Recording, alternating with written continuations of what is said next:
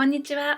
I'm Sachi from Kokoro Communications, and in today's video, I'm going to be talking about the different styles of Japanese that exist, including Keigo. This will be part one of a series of service or business Japanese videos that I'll be doing, so I hope to see you in the other videos as well. I teach service Japanese to flight attendants, so learning Keigo and understanding when to use it and how to use it is essential. And on that note, let's jump in.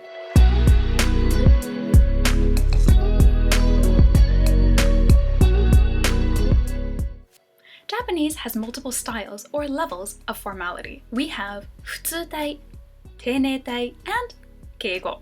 Within Keigo, we have Sonkeigo and Kenjogo, and knowing the difference between these two is very important. Let's first look at 普通体, or casual Japanese. We use this to communicate with close friends and family. It's the most casual way of communicating, and if you watch anime or if you know people who speak Japanese in the household, you've definitely heard a fair amount of it. Teineitai is the sort of average level of formality. It's often called polite language. This is the level of Japanese that you will be learning in Japanese classes, and the sentences would include desu, masu, or deshita, mashita if you're talking in the past tense. Teineitai is convenient because you can use it in a variety of settings with a variety of different people. Keigo is the most formal Japanese. We use it when we're in a business or service setting, when we're talking to people who are at a higher status than we are. These people would include your boss, a client, a customer, and more. Within Keigo, we have Sonkeigo and Kenjogo. But when do we know which one to use? It all depends on who the subject is or who is doing the action. If the person of higher status is doing the action, we use Sonkeigo. If you or someone in your in-group, family member or colleague, for example, is doing the action, then we use Kenjogo. In English, Sonkeigo is called honorific language and Kenjogo is called humble language. In both cases, the result is that you raise the other person and you lower yourself. But this happens in two different ways. When we use Sonkeigo, we raise the other person, and so by default, we end up lowering ourselves. When we use Kenjogo, we lower ourselves, and so by default, we end up raising the other person. Now, I know I did mention when we use Sonkeigo and when we use Kenjogo, but it does depend on more than just the social status of the other person and the relationship we have with them. It can also depend on the age and personal preferences of the speaker. So some people just prefer to speak more casually in general, and other people just prefer to speak more formally in general. So there is no hard rule unless the company you are working for gives you a specific manual and a series of words and phrases to use in certain circumstances. For example, when I talk with my friends in Japanese, probably about 90% will be in 普通体, in the casual form, and probably I would say about 10% would be in teineitai. So this is when I would add desu, masu, deshita, mashita into my sentences. When I write to them, for example, if I text them or email them, this percentage of teineitai is likely to go up to, I think, probably closer to about 20%.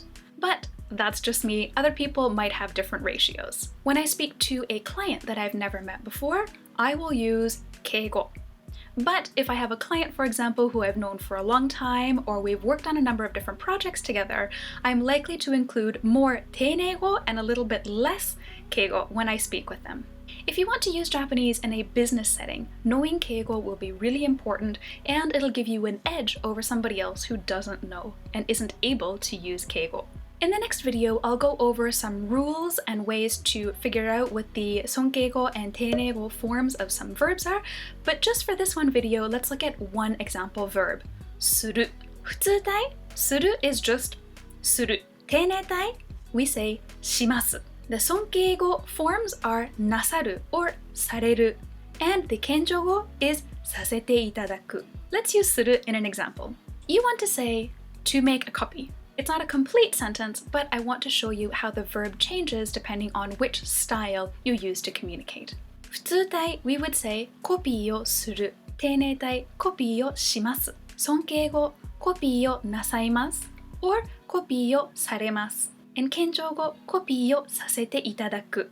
The difference between the Sonkeigo and the Kenjogo would be whether, let's say, your boss, for example, makes a copy of something or whether you make a copy of something.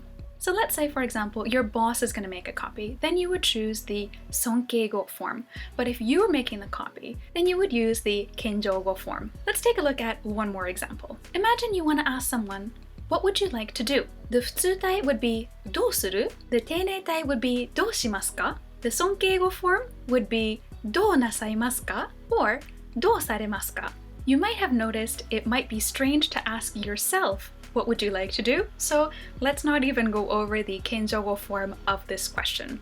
And it'd be strange to kind of ask that question to yourself within a business setting. So there you have your introduction to Keigo and different styles of communication in Japanese. I hope you found this video interesting and helpful. If you did, please consider liking and subscribing to my channel. If you have any questions or comments, I would love to hear from you, so please leave a comment down below. 最後までご視聴いただきありがとうございました. See you in part 2!